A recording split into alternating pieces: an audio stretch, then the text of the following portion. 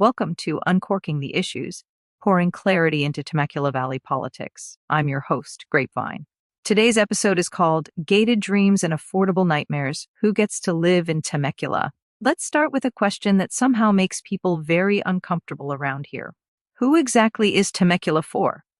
Because if you listen to local political conversations, you'd think Temecula is a fragile snow globe, perfectly preserved, untouched by time, and one affordable apartment building away from total collapse. Temecula loves to describe itself as a small town, quaint, rural, charming, a place where nothing should ever change, especially if that change involves other people moving in. But here's the inconvenient truth. Temecula is not a sleepy wine village anymore. It is a fast-growing suburban city in Southern California with traffic congestion, long commutes, regional job centers, and housing prices that have completely detached from reality. Yet politically, we're stuck pretending it's still the late 90s.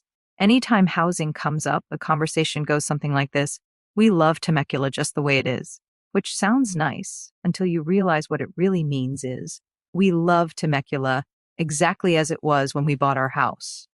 Growth isn't hypothetical here. It's already happened.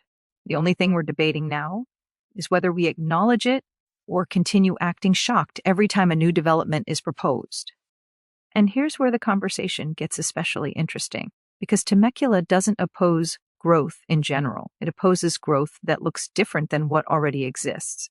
Big homes on big lots? Fine. Luxury developments? No problem. Anything that keeps prices high? Approved. But growth that includes regular people, that's where the resistance kicks in. Let's talk about the affordability problem everyone sees but no one wants to own. Think about the people who make Temecula function on a daily basis.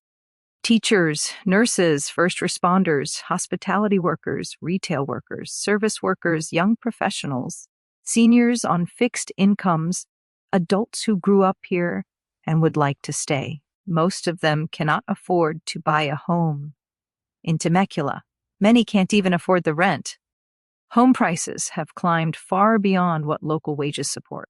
Rent has followed right along, and every year, more people are pushed out, not because they don't contribute, but because they simply can't keep up. This isn't accidental. It's the predictable outcome of policy choices.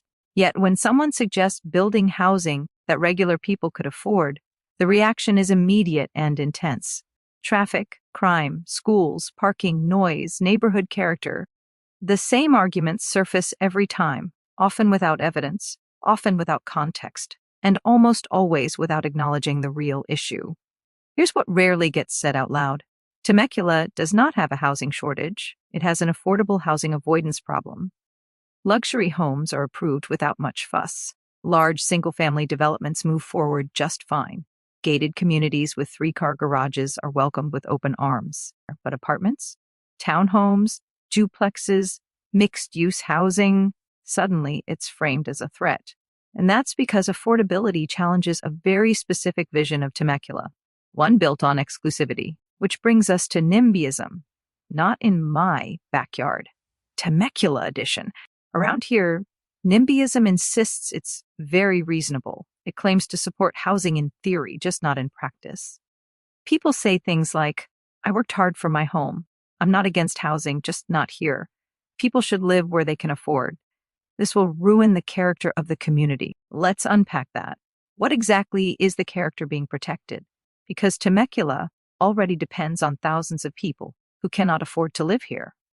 The sommelier pouring your wine likely commutes. The teacher educating your kids likely commutes. The nurse at the hospital likely commutes. The restaurant staff, the retail clerks, the caregivers, commuting. And then we complain about traffic. It's almost like forcing your workforce to live 30 to 60 miles away creates congestion. But instead of connecting those dots, we blame apartment buildings, or young people, or outsiders, or state mandates. The reality is simple. A city that refuses to house its workers creates its own problems, and then acts surprised when those problems show up. And here's another uncomfortable truth. When people say we don't want to change the character of the city, what they often mean is we don't want the demographics to change. Housing policy is social policy, whether we admit it or not. Who you allow to live somewhere determines who gets access to schools, jobs, safety, opportunity, and political power. Now let's talk about the favorite political excuse. The state is forcing this on us. Yes, California has housing requirements. Yes, cities are required to plan for growth. And yes, that makes some local leaders very angry. But here's the part that often gets left out.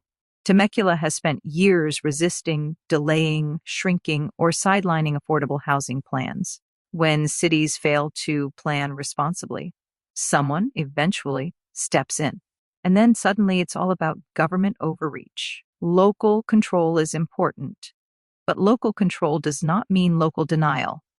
You don't get to ignore a problem for years, price people out, and then claim victimhood when higher levels of government intervene. That's not protecting the community. That's avoiding responsibility. And it's worth asking who benefits from that avoidance. Because homeowners with rising property values benefit. Developers building luxury housing benefit. People already inside the gates benefit. Everyone else pays the price. Which brings us back to the core question. Who gets to live here? Is Temecula a place only for people who already own property? Only for those who bought decades ago? Only for those who can absorb rising costs indefinitely? Or is it a real community, one that includes young families, seniors, workers, and the next generation? Because cities that refuse to adapt don't stay charming. They become exclusive, older, and economically fragile. They lose teachers, they lose nurses, they lose service workers, they lose their kids, and eventually they lose their sense of community, even as they insist they're protecting it. Housing is not a boring issue. It's not a technical issue. And it's not just about buildings. It's about who stays, who leaves, and who never gets the chance to arrive. Growth is coming whether Temecula plans for it or not.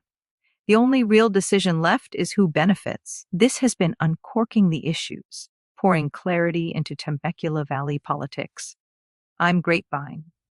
Until next time, stay curious, stay vocal, and don't let anyone convince you that affordable housing is a threat to your way of life.